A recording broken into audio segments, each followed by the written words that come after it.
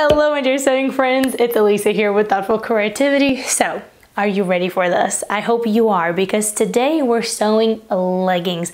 Now I know a lot of you have been asking to sew pants, and it can be quite an intimidating topic, but it doesn't have to be scary. It really is super simple, and once you have the pattern, the actual assembly of the leggings literally takes about an hour, maybe even less. So I'll try to make it as simple as possible, and that's one of the reasons why we're gonna start with leggings, because the base for the leggings, it's just gonna be a rectangle, like for a lot of my other sewing and drafting tutorials. And remember, if I can do it, then you can do it for sure. So let's roll. So first we need to determine the width and the length of our rectangle. Let's start with the length, and it's really easy. Go ahead and grab a piece of yarn or cord or some elastic and tie it around your waist. Now keep it on there until we have all of the necessary measurements. Then take your measuring tape, and by placing your measuring tape on the waist, you will drop it all the way to your ankle. Make sure that you position your measuring tape on the side of your hip, just like you see me do on the screen. Now this measurement is gonna go right over here. Now once done, let's talk about the width. So go ahead and take your measuring tape, and we will measure the fullest part of your hips, and then we're gonna take a quarter of that. Now because we're sewing leggings, we're going to take negative ease. So you're gonna take a quarter of your hip circumference, and then you're gonna subtract 3/8 of an inch, half an inch, or 3/4 of an inch, sometimes even more than that, depending on the stretch factor of your knit fabric. For my leggings, I will subtract half an inch because my fabric is really stretchy, but if I were you, I would go 3/8 of an inch or half an inch to begin with, and from there you can adjust after. The easiest way to talk about ease can be either positive or negative. There's wearable ease and there's design ease. Now negative ease you will find in those garments that sit very closely to the body. Think about leggings, think about ice skating costumes, think about workout wear and things like that. Those are the garments where you will find negative ease, and negative ease requires fabric that has stretch to it. You cannot do negative ease in woven garments, otherwise you won't be able to put them on yourself and even breathe at that point. So you want to make sure that the fabric that you're going to be using for this project has a considerable amount of stretch. This is a very soft knit, something that you would use for a sweatshirting or a t-shirt or anything else like that. You can use something with lycra, with spandex, anything that will have a really good amount of stretch. I would be very careful about using stable knits, because stable knits, although very easy to work with, usually have less amount of stretch. So keep an eye out for that. Now by the way, I do have a video about where I shop for fabric online, the favorite places where I personally shop, and there is one spot where I show that in a lot of fabric shops online, they list what the fabric is suitable for and what kind of garments. So that might also give you a clue if this fabric is suitable for a garment like leggings or not. Now that we have the length and the width, let's go ahead and complete the rectangle. Go ahead and draw the other remaining two sides. Once you're done, you're gonna have a long rectangle like this. Now determine which one you want to be the top or the bottom, and let's start at the top. For this next measurement, you will need to determine the length from your waist to your hips. You're gonna take your measuring tape, you're gonna place it on your waist, and on the side seam you will measure the distance between your waist and your hips. Now go ahead and take that measurement, but subtract 3/8 of an inch, and then go ahead and place that measurement on your pattern draft. You're gonna mark that measurement from the top, and then you're gonna draw a straight line right across the whole rectangle. For this next step, we need your body rise measurement. That measurement is taken by sitting down on a flat, hard surface.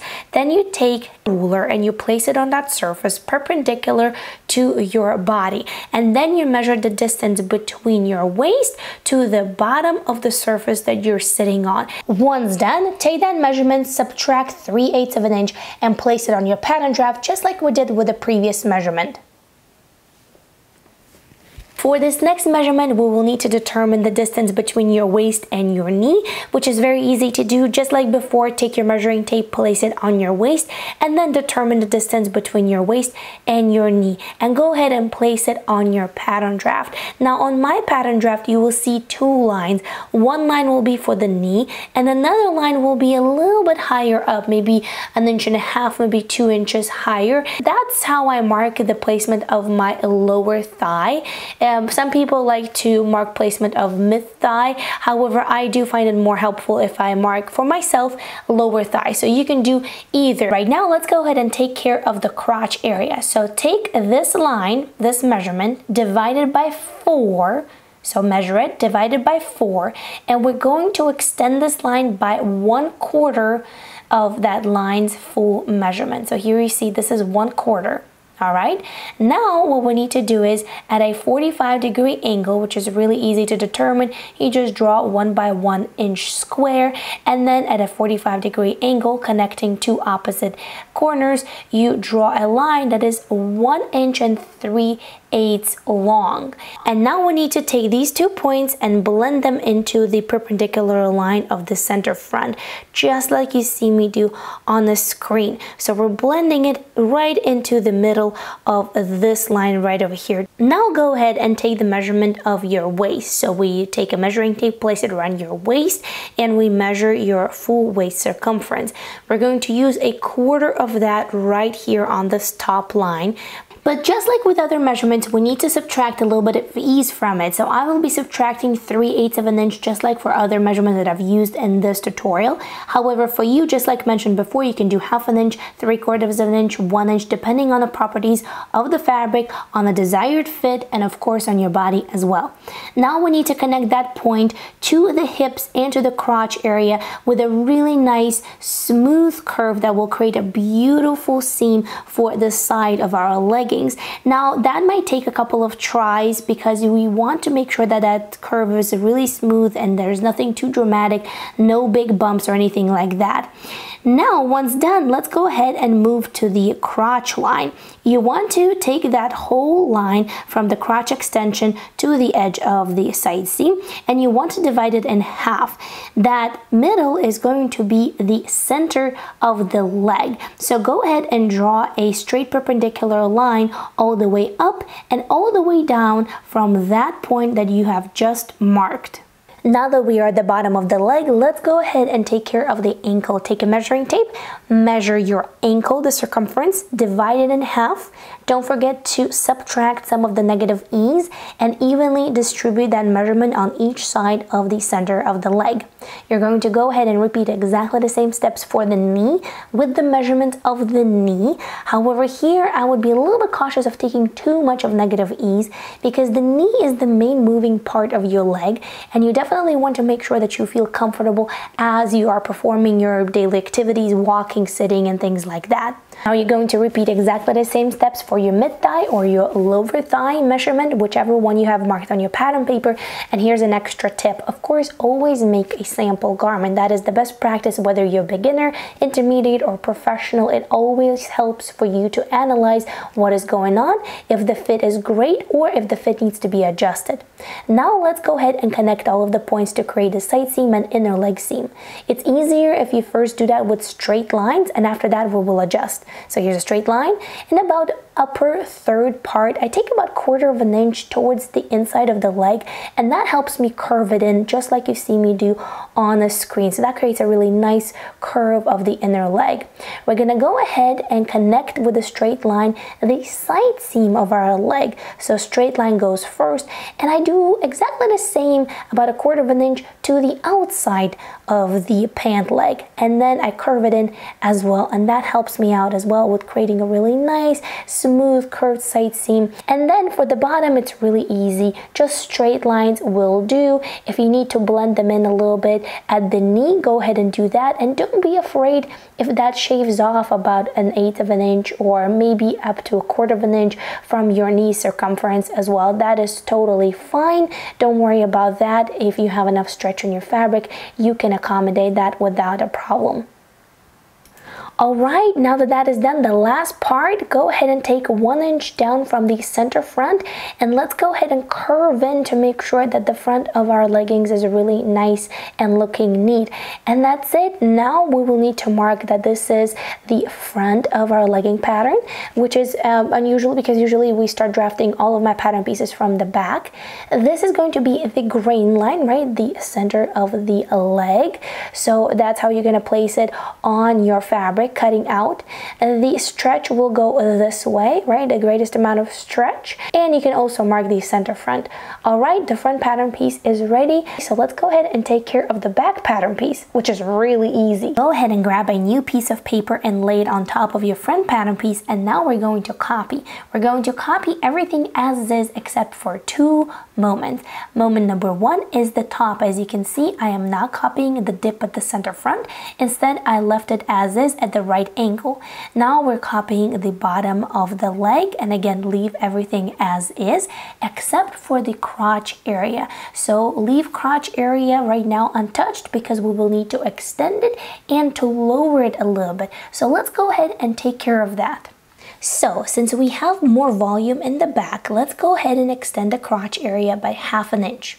That will also in return extend the length of the inner leg seam. And in order to fix that, we need to lower it by about 1/4 inch. So lower it by 1/4 inch. Here you see I've outlined that in black so you can see a little bit better. And draw a new inner leg seam. Now before you outline and set the inner leg seam on the back pattern piece in stone, go ahead and measure the same inner leg seam on the front pattern piece and compare the lengths on the back and on the front. They should match. If they do not, you can drop the crotch line a little bit lower and make sure that these inner leg seams match in the length. Now you can leave your back pattern piece as is and it will be done and ready and you can move forward with cutting it out.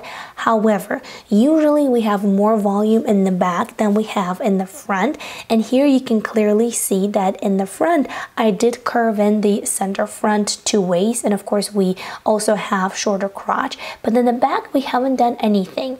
So here's what I do for my body. I draw a straight line somewhere in the middle between the crotch line and the waistline, and then you're gonna go ahead and cut it all the way to the side seam but not through it, so that way it's still somewhat attached, so that way you can actually pivot it. And then we're gonna open it up. We're gonna open it up by 1 inch. It can be more or it can be less for you, whichever way you prefer and whichever way it will fit better on your body. I will open it up by 1 inch and that will do for me. Then take an extra piece of paper, place it underneath so that way you can scotch tape it everything together, and also you will need to even out the line between the cutout parts so that way you get a really nice and smooth center back curve. And that's it. Your pattern now is ready. To double check, what you can do is you can take your measuring tape, place it between your legs and measure from the front of the waist all the way to the back of the waist, and then you can compare that measurement to the crotch length on the back and on the front pattern piece as well. So you can do that and you can use this to kind of determine whether it's going to fit or not. Now, before anybody else has a chance to leave a smart comment, yes, I am very well aware that the position of the print on my leggings is absolutely hideous. Yes, I had a fiasco with cutting out the pattern. I was working with a very limited amount of fabric. Now these leggings are going to be worn at home because I like to be comfy at home, and because the t-shirt is going to cover that portion, I will not be bothered by it at all. Now, would it be acceptable for me to wear something like this out? No, because the print definitely is in the wrong spot. Even my toddler said that I have a dinosaur butt. Like, I totally get it. And I literally had no time to make another pair for the video. And I think this is also a very good reality check that shows that we all make mistakes. This happens to all of us, and that is totally fine. The best thing that we can do is to learn from our experiences and to learn from our missteps, and then they're not mistakes at all. They are the learning experiences that will give us the knowledge for the future. So yes, I am totally aware of the position of the print. Please ignore it for the remainder of the video. Pay attention to the fit, pay attention to the drafting. Don't pay attention to the dinosaur butt. Well, that's it. I just thought I would mention this because I know that some people can be extra mean with their comments in a comment section, and I definitely wanted to avoid that. But anyway, let's move on. Pattern pieces are ready. Let's go ahead and cut them out. When you do cut them out, don't forget about the straight grain line and also about seam allowances. I add 1/4 inch seam allowances to my knit garments. You can add whichever seam allowances you prefer. Just remember that you do have to add them either to your paper pattern or as you cut your fabric. So now you have 2 front legs, 2 back legs, and now is the easy part to actually sew them together. You're going to take 1 front leg and 1 back leg, and you're going to place them right sides together, matching at the side seam. And that's what we're going to do first. We will sew them at the side seam. So go ahead and pin them together, making sure that everything aligns really nicely from the top all the way to the bottom hem. And now let's go ahead and either use your serger if you have one. If you don't, not a big deal. Use your sewing machine, but make sure that you use a stretch stitch, like a zigzag stitch, 3-step zigzag, or a lightning stitch in order for your garment to stretch as you wear it. So just make sure that you use one of those stitches so that way your seams don't pop as you put on your leggings. Once the outer side seam is done, let's go ahead and do the inner leg seam. You're going to repeat the same process. You're going to go ahead and pin it together from the top to the bottom hem, just like you see me do on the screen. And then we're going to go ahead and sew it. Once done, you're going to repeat the same steps for the other leg as well. Now, usually at this point, you would actually take 1 leg of your leggings and put it inside of the other leg, and then you would sew the crotch seam. However, I do find that especially when you're sewing pants for the first time, this part is very confusing to people, and I totally get it. It's like putting a jigsaw together and see it come to life in front of your eyes. So I totally get it. We're going to do it a slightly different way so that you can visually see how the crotch seam comes together. So now we have 2 pant legs that have been sewn together at the side seam and at the inner leg seam. So you see they're all been sewn together. So we have the left and the right. The top part or the front part is facing up, and you see that this is lower, so that's how you know that this is the front part. And of course the back part is facing the mat. Now what we're going to do is we're going to open them up like you see me do on a screen, and we're going to take and we're going to align the crotch seams. So you have aligned the crotch seam, and from here it's really easy. Now we're going to pin the back together. So back to back, these parts, you will pin them together like so, and now you're going to pin the front together just like you see me do on a screen. So that way it's really easy. Front goes to front, crotch seam to crotch seam, back goes to back. And now you have to sew your crotch seam from one side to the other side. Now before you do that, the best way to go about it is to take a hand sewing needle and to actually baste it together. Once you've basted that together, go ahead and try it on yourself to make sure that you don't have to, or maybe you do have to make some necessary adjustments, and after that you will sew it together. Now here are my leggings. I have basted the crotch seam, tried them on, everything was great, so I went ahead and serged them. However, you see that I folded the top in, and there's a reason for it. But first, when you start drafting pants, majority of the times you will start drafting pants at the waist. So you will take your waist measurement, and you will also take the measurements from the waist down. Even if you want your pants to sit lower than your waist, let's say at the hips, you're still going to start drafting from the waist. That's the easiest, best, and most accurate way to go about it, at least in my opinion. Because keeping waist as a constant measurement is a lot easier than doing so somewhere between your hips and your waist. But how to go about the situation when you don't want your pants to go as high as your waist? Let's say you want to add waistband, or you're just not into high-waisted pants. Well, the solution is really easy. You have to take off an equal amount from the top on both the front and the back pair of your legs. Now here I'm doing a very savage move, and I've just folded the fabric and I'm cutting it. Now I've done this before many times. If this is your first time, please do not cut the fabric right away. Adjust your pattern first and then cut the fabric. And again, I'm going to emphasize the fact that making a test garment is going to help you a lot in reducing your anxiety and widening your experience, especially when you're just starting to pattern draft, or maybe you're just not sure just yet. So definitely keep that in mind. Alright, this is how the top of my leggings looks after I have adjusted it. I did try it on just to make sure, and I love the way it feels and fits. For this next step, go ahead and grab a measuring tape and we will measure the top of your pants. We will need this measurement for this next step in order to create a waistband. Now my fabric is folded in half, so there's two layers, the top and the bottom.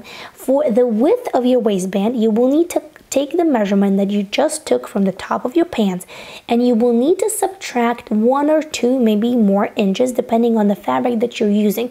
So let's say the top of my pants was 32 inches, minus 2 inches will be 30 inches. Now because my fabric is folded in half, each side in length would be 15 inches, for example. Now go ahead and cut your fabric. For the width of your fabric, if you're using elastic, you will need to take twice the width of elastic plus some for seam allowance. Now if you're not taking elastic, you can take any width that you would like. It's totally up to you. So let's go ahead and cut your fabric.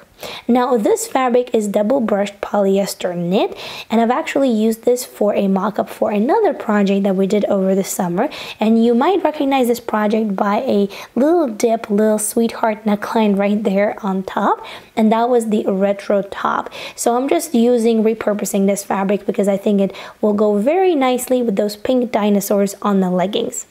Alright, now that we have cut the fabric, here's a little tip that will make your waistband sit and feel a lot better on your body. If your waist is smaller than your hips, this works really well. Go ahead and take your waistband and fold it in half. So from the folded edge, the edge that is not cut, so folded edge, take 1 inch and cut on diagonal like this. So you will make a little arrow like that. Once done, go ahead and fold the other edge like so, and repeat the same maneuver, but this time you're just gonna follow the shape that you just cut previously. Now this will create a really nice shape for your waistband that will allow it to sit a lot more flat towards your body once sewn. So you're gonna sew these edges together. Alright, now that we have sewn the short ends of the waistband together, and yes, I did use some black thread because just like I mentioned before, I'm going to be wearing these leggings at home, and at this point I did not change the thread in a serger. So go ahead and fold your waistband in half, and in the middle make 2 little notches, one on the top and one on the bottom. Once you open this up, you will see there's the notch and there's the notch. Now go ahead and grab your pants. We will align those notches with the center front and center back of your pants, and the side seams of the waistband will be aligned with the side seams of your pants as well. Now that you have folded the waistband like so, you see the nice shape of it, and that will help the waistband sit very closely to your body and give you a better fit. Now, first what we're going to do is we're going to pin the notches to the center front, center back, and the side seams as well. Because we cut our waistband smaller than the actual opening of the pants, we will need to stretch it in place as we sew. And that is going to be done exactly the same way as you would, for example, insert a neckline in a t-shirt. Now, I do have a tutorial on how to do that in case if you're wondering how to stretch something in place as you're sewing. Alright, now that we have pinned your waistband, let's go ahead and sew it. Now that we have attached the waistband, the last and final step before we can wear it out and about is to finish the hem. Now I've actually made a pair of leggings and a sweatshirt too for my little one from the same fabric because I thought it would be fun to match. And here you see I've added cuffs on the bottom of her leggings. So that is option number 1. You can of course finish it in a variety of ways. And I will attach a full playlist that you see on your screen right now on how to sew a t-shirt. And you can apply exactly the same things on sewing leggings as well. Thank you so much for watching. I truly hope that this was useful, and I hope that you make beautiful things, gain that courage, gain that experience, and make beautiful things for yourself and for your loved ones. Alrighty, my dear sewing friends, I'll see you in the next video. Bye!